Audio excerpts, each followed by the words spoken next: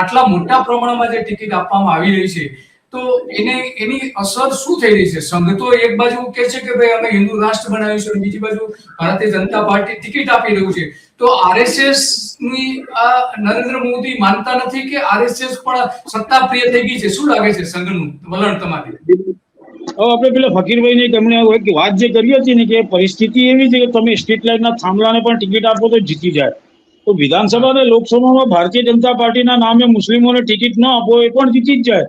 જો આ સ્થિતિ છે ગુજરાતની અંદર કે ભારતીય જનતા પાર્ટીનું સંગઠન અને સરકાર બિલકુલ ચાર્જમાં છે, ફૂલ બેટરી ચાર્જમાં છે, તો વિધાનસભા અને લોકસભામાં પણ ટિકિટ આપવી જોઈએ મુસ્લિમોને.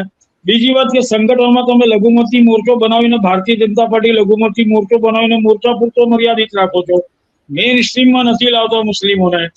હવે આજે તમારો પ્રશ્ન છે દિલીપભાઈ કે આજે જે જરૂરિયાત કેમ પડી ગઈ ને શું એ રિએક્શન આવ્યા છે?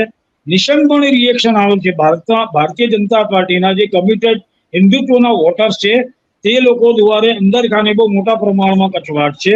કે જે રીતે મુદ્દો એ છે કે શહેરી વિસ્તારમાં કે મહાનગરપાલિકાઓમાં જે રીતે આપણે જોઈએ છીએ કે વડોદરા, રાજકોટ, સુરતમાં કોઈ ટિકિટ મહાનગરપાલિકાની ચૂંટણીમાં આપવામાં આવી નથી. તો એ અંદર ખાનેનો કચવાટ જે છે તે કચવાટ તો ઉભો થયો જ છે.